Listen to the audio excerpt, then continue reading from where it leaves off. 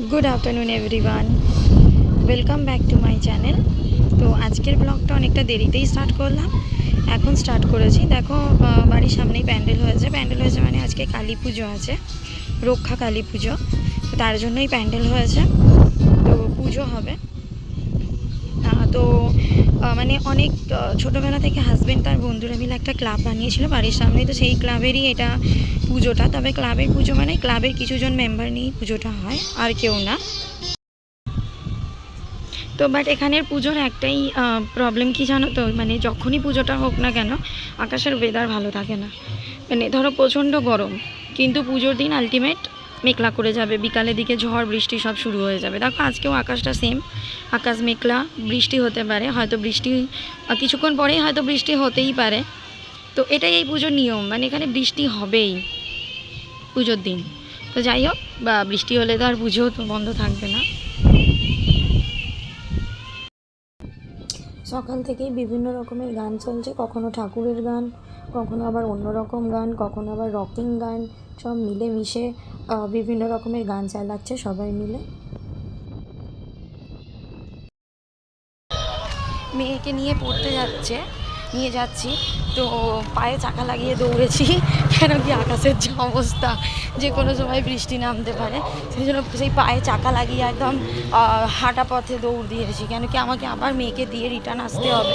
আর যে আকাশের অবস্থা, বৃষ্টি নামলে প্রবলেম নেই, ছাতা আছে, কিন্তু প্রবলেমটা হচ্ছে যে মানে আকাশ ডাকলে ওটা আমার বড্ড বেশি ভয় লাগে প্রচণ্ড। সেই জন্য পুরো পায়ে চাকা লাগিয়ে দৌড় দিয়েছি, চট করে দিয়ে আসবো আর চট করে বাড়ি ঢুকে পড়বো।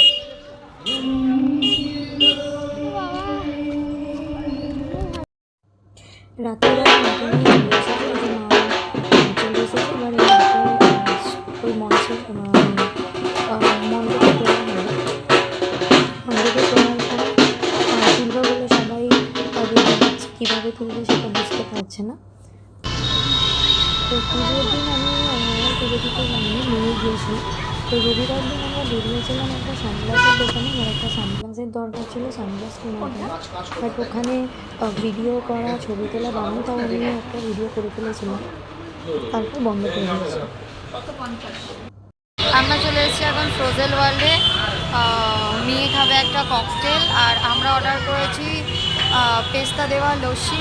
তো ওখানে বানানো হচ্ছে, বানিয়ে আমাদের কাছে নিয়ে আসতে একটু টাইম লাগবে। যাই হোক, তারপর আমরা প্রথমে গিয়েছিলাম সানগ্লাসের দোকানে, তো একটা সানগ্লাস নিয়ে তারপর আমরা এই ফ্রোজেন ওয়ার্ল্ডে এসেছি। ফ্রোজেন ওয়ার্ল্ডটা হচ্ছে কদমতলায়, যেখানে হাবিব আছে, হাবিবের কাছেই এই ফ্রোজেন ওয়ার্ল্ডটা রয়েছে।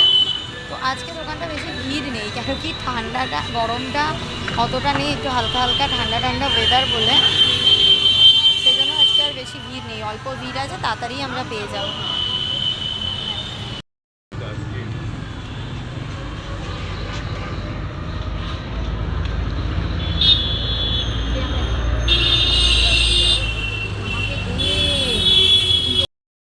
আমাদের এসে গেছে, শুধু মেয়ের মকটেলটা আসতে বাকি আছে।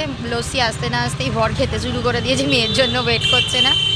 তো আমি ওয়েট করছি মেয়ের জন্য, কেন কি মেয়েরটা আসবে তারপর আমরা খাবো। এই যে আমার হাতে রয়েছে লস্যি, মেয়ের মকটেলটা আসছে, ওখানে রেডি হচ্ছে, আসলে আমি আর মেয়ে স্টার্ট করবো একসাথে।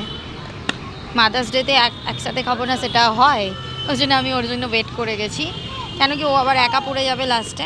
তো ওরটা আসুক, তারপরেই আমি খাওয়াটা স্টার্ট করবো। মেয়ের মকটেল এসে গেছে, ওর মকটেলটা হচ্ছে ব্লু লেগন, ও ব্লু লেগন নিয়ে বসে আছে। কী যে ভালো লাগে মকটেলের মধ্যে জানি না, মকটেল খাচ্ছে।